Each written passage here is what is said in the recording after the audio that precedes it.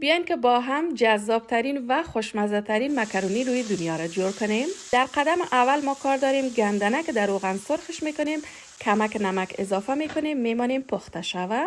وقتی که گندنه ما پخته شد، گندنه را از کراهی خارج میکنیم، به خاطر که کراهی را کار داریم به خاطر پختن کوفته پاشان. حالا در امو کراهی روغن اضافه میکنیم، همراه پیاز نیگینی خرد شده. پیازا را کم تفت میتیم. پیاز که به این اندازه سرخ شد، حالا گوشت اضافه میکنیم. گوشت و پیاز کم تفت میتیم که سرخ شوند. مساله جات همراه سیر هم اضافه میکنیم. گوشت همراه پیاز و سیر و مساله کم تفت میتیم. حالا بانجان رومی و رب بانجان رومی را هم اضافه کرده سرپوش دیگه میمانیم. در حرارت بسیار زیاد کم میمانیم که گوشت پخته شوه. با گوشت پخته میشه، ما باید مکرونی را هم پخته کنیم که در آب جوش نمک روغن مندازیم و مکرونی دلخواه از هر مکرونی که خودتان خواسته باشین. کوفته پاشان ما پخته شده، مکرونی هم نرم شده که حالا باید صافش کنیم.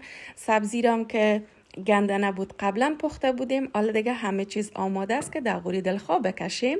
در قوری کم ماست مندازیم. البته اگر شما چکه دارین میتونین از چکه هم استفاده کنین، او خوشمزه تر میشه، یا حتی میتونین از قروت استفاده کنین، اما به نظر من از همگیش کده چکه خوشمزه تر است. حالا گندنه را هم اضافه میکنیم. البته باید برتان بگویم که اگر شما آشک بسیار زیاد خوش دارین، وقتتان کم است، نمیتونین که زود آشک تیار کنین، اینمی مکرونی یک کمک مزه آشک هم میته.